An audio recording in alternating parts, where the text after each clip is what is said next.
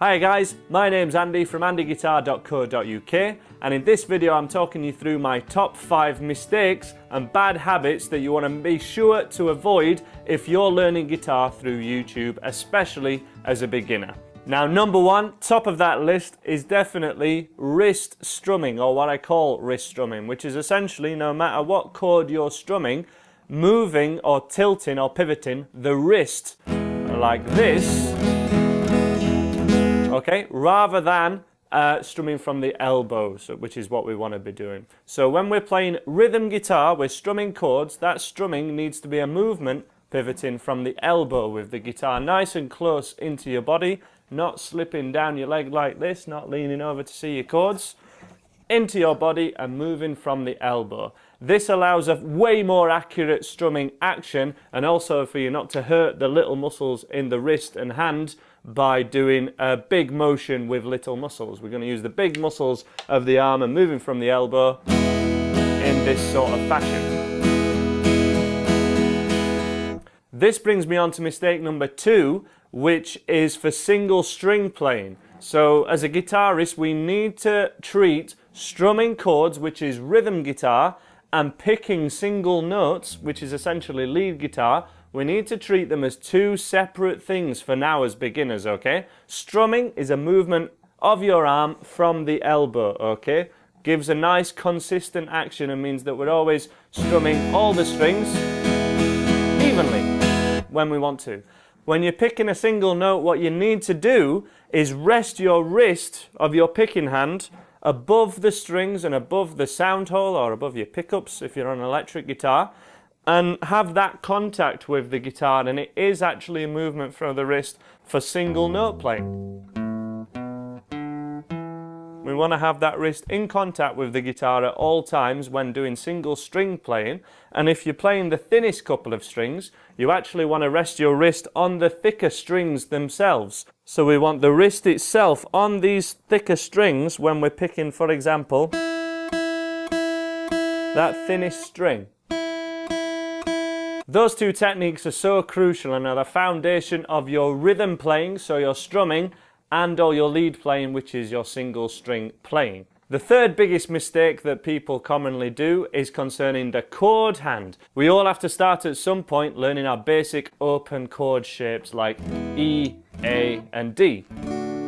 What can commonly happen when we start to learn some of the harder chord shapes like a G and a C is a definite one finger at a time motion happens when we're changing chords and when we're placing our chords. So basically what you are possibly doing at the moment and what you want to avoid is placing one finger down at a time. That is how we learn these chords. It is not how you want to be practicing them. What we want to practice is being able to place your fingers in the correct place, strum your chord, but then lift off of that chord and have that shape memorized in your fingers so that your hand memorizes the position it's in and the position of each chord, rather than you memorizing, and this is where the old neck stretch comes in, rather than you memorizing exactly where to put your fingers by placing them one at a time like this. So I'll go through that again. This is particularly evident on the C chord, but it can happen with a whole host of other chords as well. It's just really evident on the C chord. A lot of people play the C 1, 2, 3 every time.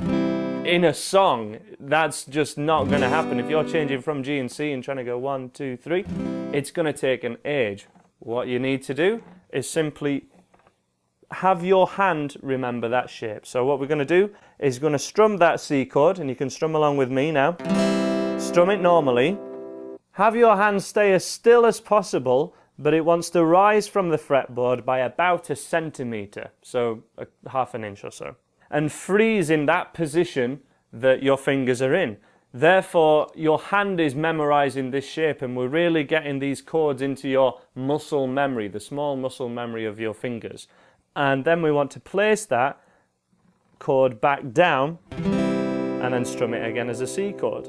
It can really help at this point to notice that my hand is on quite an angle rather than being straight like this. The C chord in particular is a really nasty stretch. It was the first chord I was taught when I was first learning, and it's very difficult to do when your fingers are placed in line with the frets. What you want to do is have your fingers on an angle and have them touching at certain points, and that can really help to memorize the position that your hand's in and memorize these chords. You can even extend that towards rising from the chord that you're on and then going to another chord, for example the G, freezing or hovering just above that chord and then placing your hand down, and that really makes sure that your hands have memorized these chord shapes. The fourth most common mistake is what I've summarized as not getting the rhythm down. This is basically being too preoccupied with which downs and ups to use rather than getting the underlying beat to it and being able to tap your foot to a song as you're playing it to really internalize the rhythm and be able to do the correct down and up strumming naturally. So for example, if you have a strumming pattern which I call the most common strumming pattern ever, and if we do it on a G chord for example, so this is going to be down, down, up, down. There's one of those beats that are underlying from that strumming pattern that we're not playing on. We're not playing on beat 3. So if you're tapping your foot, there's one beat there which you're tapping on and not strumming on. And this basically throws people right off. What can all too commonly happen with this strumming pattern and many others is people just look at the D's and U's, for example, and go down, down, up, down, down, down, up, down. And they've completely lost the rhythm even though you're doing the correct downs and ups, what you're following. The big concept here is that when you're doing downs and up patterns, the down strums with 8th strumming patterns always happen on the beat and the up strums always happen off the beat. So if you're doing 1 and 2 and 3 and 4 and, the downs always happen on the beat. 1, 2, and in between are the ands. 1 and 2 and.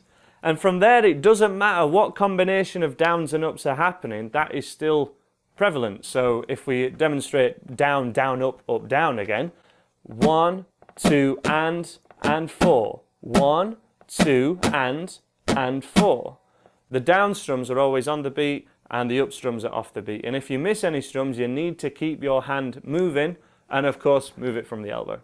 The fifth and final mistake is a more general comment about what people choose to practice. It is simply that people tend not to master the basics before moving on to the harder stuff. It sounds obvious, but this is mainly to do with the songs that people choose. So all too often people are drawn to the songs that they know or recognize, and that ends up being these classic guitar songs like Wonderwall for the last 10 or 20 years has been the song to play on acoustic guitar, and before that House of the Rising Sun was very popular as a first beginner song.